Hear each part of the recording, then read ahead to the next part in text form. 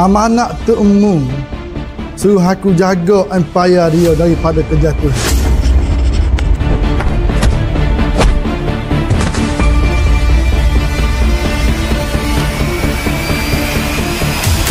Mu memang tak kenal siapa ayah Nazali lah.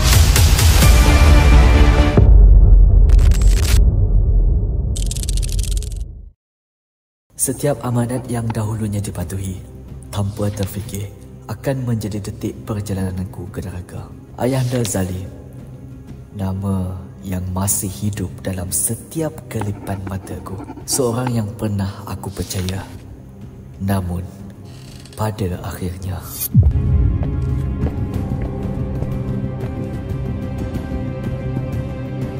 Amanat Tok Mu suruh aku jaga empayar dia daripada kejatuhan. Tapi celaka, dari hidup sampai ke mati, tidak pernah dia royak kat aku ada harta hak bernilai hak dia susuk daripada aku. Tapi Tok Mu Ling, dia tidak sebejak ayah. Jadi sekarang ni, ayah amanat kamu supaya cari harta tu siapa dapat, dia beri kepada ayah. Baiklah, ayahanda. Ling takkan kecewakan ayahanda. Bagus. Ni baru betul anak ayah. Dalam surat ni ada segala-galanya pasal harta tu.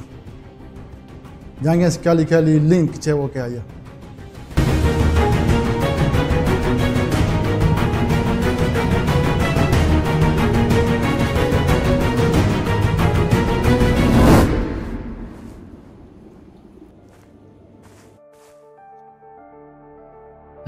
Awal juga sampai.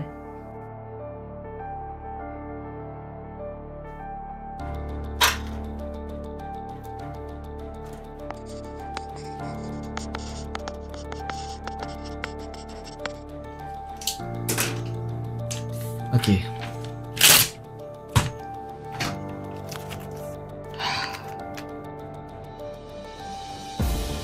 Ambil ni. Cari harta siapa dapat. Bawa pada aku. Okey, okey.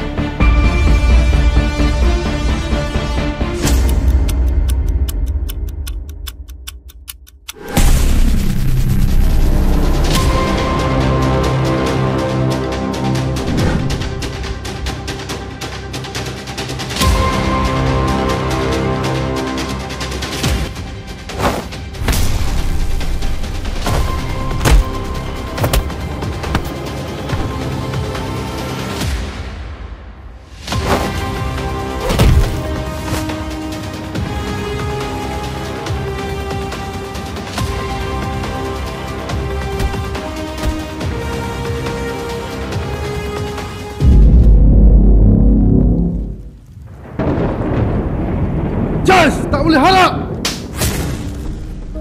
Kerja lagu ni mu tak nak buat. Baik mu mati.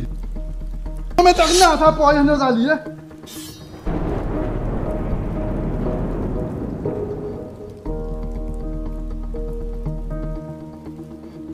Lon ni harta tu duk mana?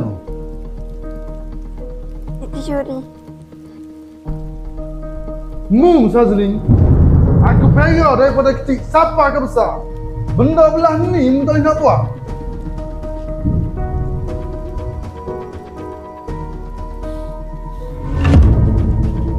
Lin, ayah kecewa sangat dengan Lin.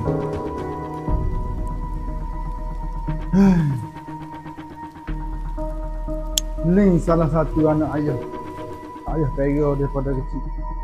Tapi kalau mari bawa celaka lagu ni, maaf ke ayah Lin? Abang ayah.